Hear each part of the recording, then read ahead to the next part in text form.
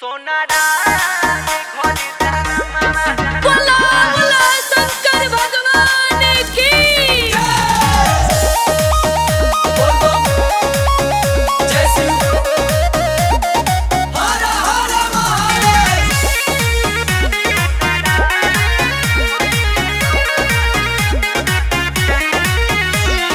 नरहरि दास जी बढ़ा देले शान के रहले वो होता सोनार खानदान के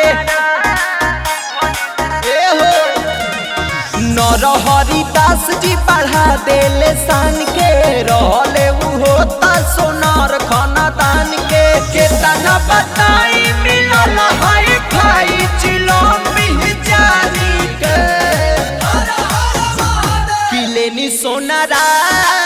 घर जाना मामा लेनी सोनारा घर जाना मामा पूजिले रोज भोले दानी के लेनी सोनारा घर जाना मामा पूजिले रोज भोले दानी के लेनी सोनारा घर जाना मामा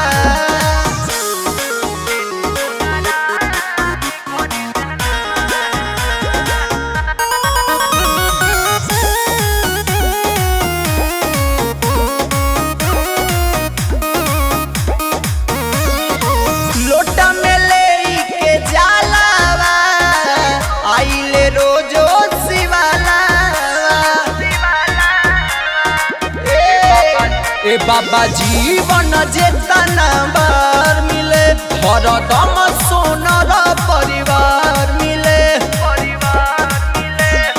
कालो के काल रे होई महाकाल सजवले रहे मई बगानी के लेनी सोनारा घर जाना मामा लेनी सोनारा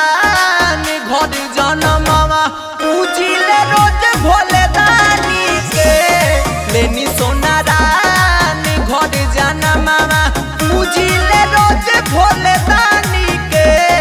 लेनी सोनारा घर जाना मामा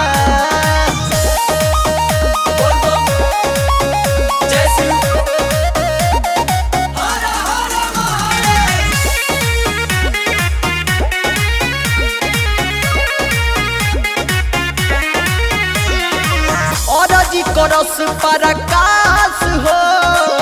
भक्त हमें राउर खास हो शुभम सोना पकीरी पापर सहत रहे ए बाबा हर घड़ी चेला राउर हंसत रहे बनत रहे काम पढ़त रहे नाम लिख दी हमारा की कहानी के लेनी सोनारा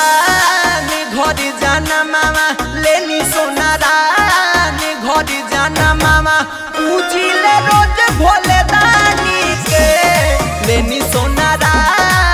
घर जाना मामा पूजिले रोज भोले दानी